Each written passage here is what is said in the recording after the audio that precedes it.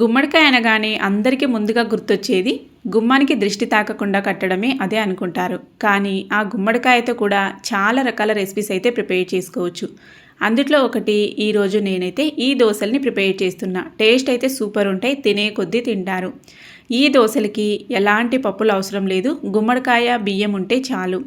మరి ఆరోగ్యకరమైన ఈ గుమ్మడికాయ దోశల్ని ఎలా చేసుకోవాలి ఏంటి అనేసి వీడియోలోకి వెళ్ళి చూసేద్దాం, వచ్చేయండి.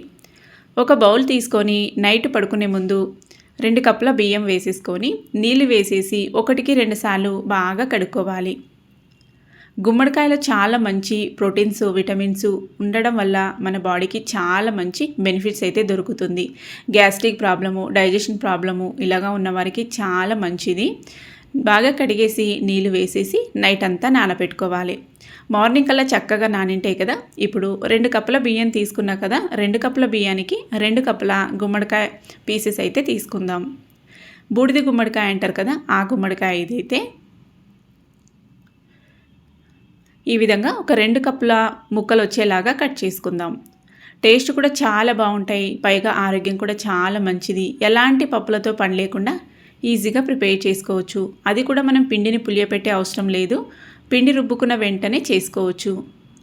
2 కప్పుల గుమ్మడికాయ పీసెస్ని పక్కన పెట్టుకొని బియ్యం కూడా చక్కగా నానింటాయి కదా, అందులో ఉండే వాటర్ని పక్కకు తీసేయాలి. ఇంకా వాటర్ ఏమీ అవసరం లేదన్నట్టు.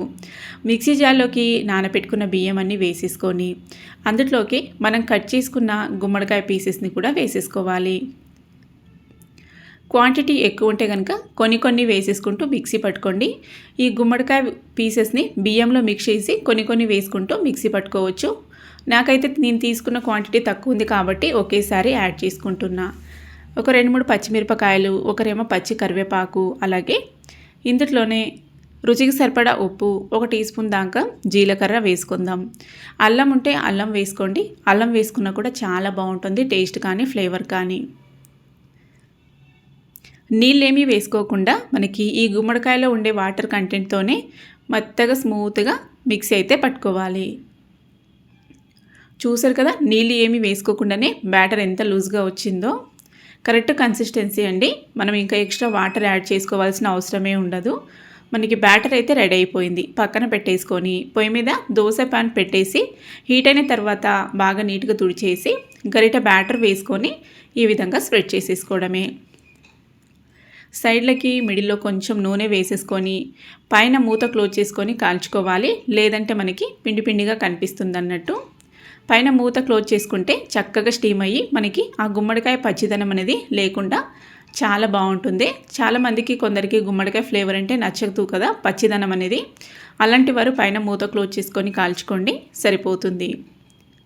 చూసారు కదా, ఈ విధంగా ఒక సైడ్ కాలాక కావాలంటే రెండో సైడ్ కూడా టర్న్ చేసుకొని కాల్చుకోవచ్చు, లేదంటే అలాగే తీసేసుకోవచ్చు. హెల్దీగా టేస్టీగా గుమ్మడికాయ దోశలు అయితే రెడీ అయిపోయినాయి.